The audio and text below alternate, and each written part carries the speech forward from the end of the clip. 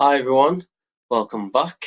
This is Martin. I'm recording a video again for HealthyPlace. Thank you in advance for your time. In my intro blog, I gave a quick overview of what I'm going to be discussing, which is mental health and recovery. For a lot of people, it's probably more focused on things like AA and 12-step program. So my follow-up article goes into a little bit more detail about a my belief that a one size fits all approach is too limiting. Um, Alcoholism, like all addictions, is inflexible. So when you're in the midst of addiction, you become a slave to whatever you're addicted to. That becomes the controlling factor, and a lot of our decisions, a lot of our actions, a lot of the lies we tell are all linked to feeding that addiction, which is what I would define as inflexible because we're in absolutely no control, tunnel vision. We need to get that fix or whatever that is. And for me, that was alcohol, but everyone else, it pretty much is the same thing. The substance or the process of the addiction is at the end of the line. It's the behavior at the beginning. Um, so in recovery, I feel that there needs to be a more flexible approach, really to set it apart from your addiction. Your life in general has to become something quite different from what it was before. So to become flexible, we need to be more open-minded. So this latest blog that I've produced, it discusses my reasons for leaving AA, but also it states my respect for the fellowships at the same time. So while I don't go to AA anymore, and I used to go to NA as well, um, I do want to get the point across that it holds an important part to a lot of people's recovery, which is why I have a lot of respect for it. I know a lot of people who are in AA and NA and the other sibling fellowships, so I have a lot of respect for it. So, and the reason why is it's helped millions of people recover from addiction, and I'm never ever going to downplay anything that works for some people. Getting over addiction is the primary thing. And sometimes to that end, the research paper that I read, which states that the 12-step program has between 8 and 12% recovery rate.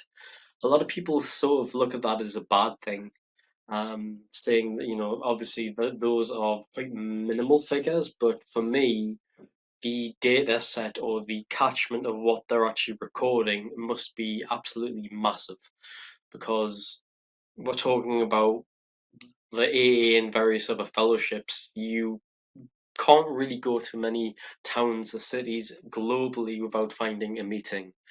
So even though that 8 to 10% sounds small, you were talking still about millions of people, tens of thousands of people a year, which are recovering from addiction. So for me, that's a big. I think it's still a lot of people. Although I would like to know about the other percentage of people that it doesn't help. I have a feeling that quite a lot of them fall into those endless cycles where they never find their place in recovery. But I'm going to look into that and see if I can find that data. So, what happened to me in my recovery journey was long-term recovery, I realized was linked to mental health. That's because I realized that my addiction was linked to mental health. And once I did have a diagnosis with a mental health condition, I had that aha moment. I realized that a lot of my negative behaviors and my inability to fit into normal life, they started to make sense. A lot of it started to fall into place. At that time, I still kept going to meetings, kept up with the principals, set out in the 12-step program. What happened for me, and I also talk about it in my latest blog, was when it came to step 12, which is where you have to be of service to others, it felt like the rug was pulled. Um, it was not because of AA, it was actually something I had been doing. I'd been going through the motions. I had got into the routine.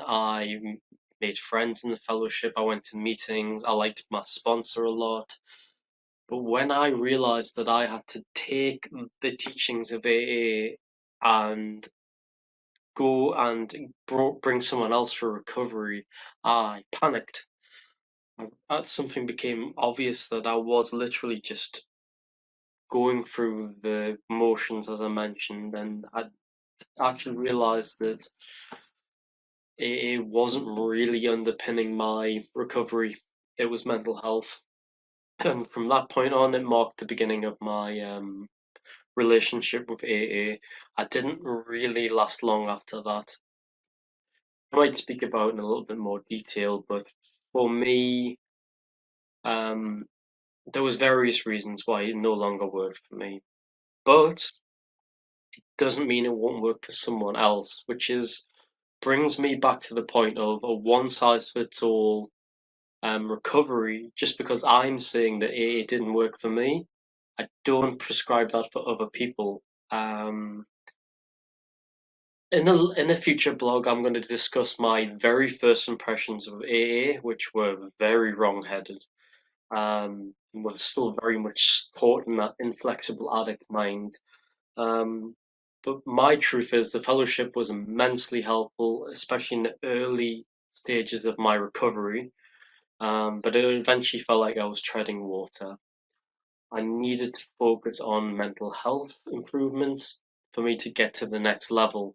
And for me, the next level was what helped me attain a decent amount of sober time, which is 10 years next January. Um, so the main message in this video, remain open-minded. Be curious, try several options out. Try AA and A, and there are a lot of other fellowships, depending on what sort of addiction you might have an issue with. A lot of people tend to have more than one. So don't limit yourself. You may find that one is actually more useful than you thought. Make friends, make sober friends. It really does matter because the people places thing, it is a big thing that you need to look at in early recovery because if you are still spending most of your time with the people you drank or used with, that usually leads to one thing. So I'm going to wrap it up here. I hope this video finds you well. Please check out HealthyPlace website. There are lots of gems of wisdom in there. The links to the blogs I've been talking about, as well as HealthyPlace website, are in the description. Thanks again, and until we meet again, remain open-minded and best of luck in your recovery. Thanks.